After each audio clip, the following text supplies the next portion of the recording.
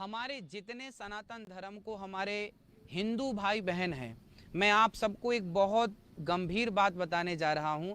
बहुत ध्यानपूर्वक सुने और ये बात आप सब तक पहुंचाएं, सब तक पहुंचाएं। जितने अधिक लोग आप जोड़ सकें जोड़िए, फेसबुक पेज को शेयर करिए जितना आप कर सकें।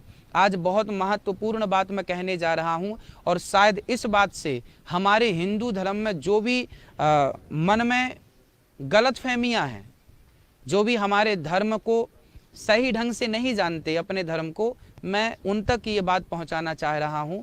बहुत बहुत बहुत जिम्मेदारी से ये बात कहने जा रहा हूं। मैं आज 3 नाम आपके सामने रखूंगा और जीवन में कभी आप फिर ऐसे प्रश्न नहीं करेंगे जो आपको संदेह रहता है, वो क्लियर कर दूंगा। वो मुद्दा क्या है समझिएगा। भगवान विष्णु, ब्रह्मा और शिव।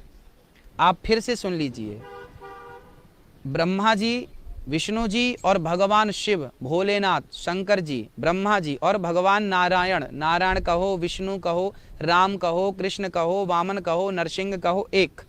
ब्रह्मा कहो, ब्रह्मा, और फिर शिव कहो, शिव कहो, शंकर जी कहो, महादेव कहो।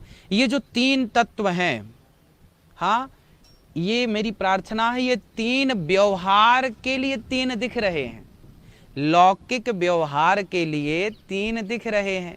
भाई हमें व्यवहारिक दृष्टि भी तो करना पड़ती है ना। हाँ, अब व्यवहार क्या है?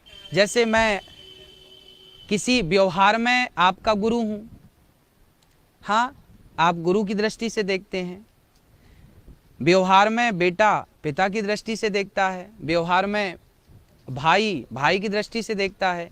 मैं एक ही हूं, बट मुझे देखने वाले अनेक हो सकते हैं, तो सबकी दृष्टियां भी अनेक हो सकती हैं। हाँ, पर मैं हूं क्या? ना मैं तो अनिरुद्धाचार्य हूं, ना मैं आपका गुरु हूं, ना मैं किसी का पति हूं, ना किसी का पुत्र हूं। मैं केवल 5 तत्वों का एक पिंड हूं। पृथ्वी, जल, वायु, अग्नि, आकाश। ये 5 तत्वों के पिंड को समाहित किसने कर रखा है, पिरोया किसने है?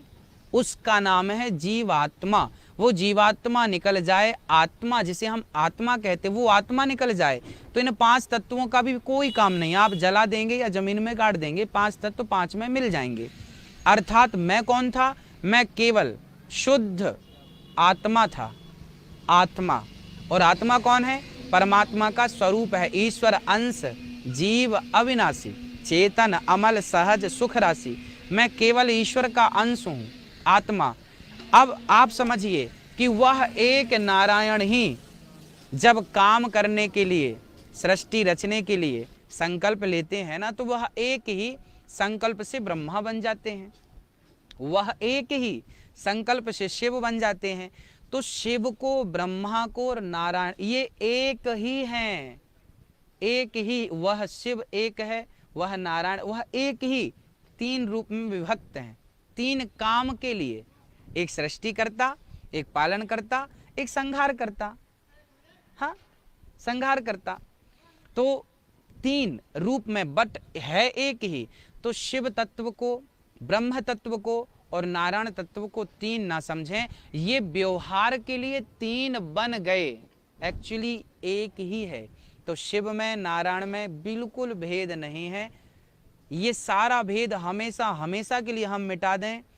किसी को ऊंचा, किसी को, हाँ, आप अपने इष्ट को, यदि आपके इष्ट शिव जी हैं तो शिव से बहुत प्यार कीजिए। आपके इष्ट नारायण हैं तो नारायण से बहुत प्यार कीजिए। आपके इष्ट राम है, राम से बहुत प्यार कीजिए। जो आपके इष्ट हैं, जिन पे आपकी अपार श्रद्धा है, उनसे बहुत प्यार कीजिए, उनमें समर्पण कर दीजिए। बस यही है भवसागर से पार जाने का एक उपाय। एक उपाय है भवसागर से पार जाने का। तो आपको भवसागर से पार जाना है तो इन उपायों का आप ध्यान रखें।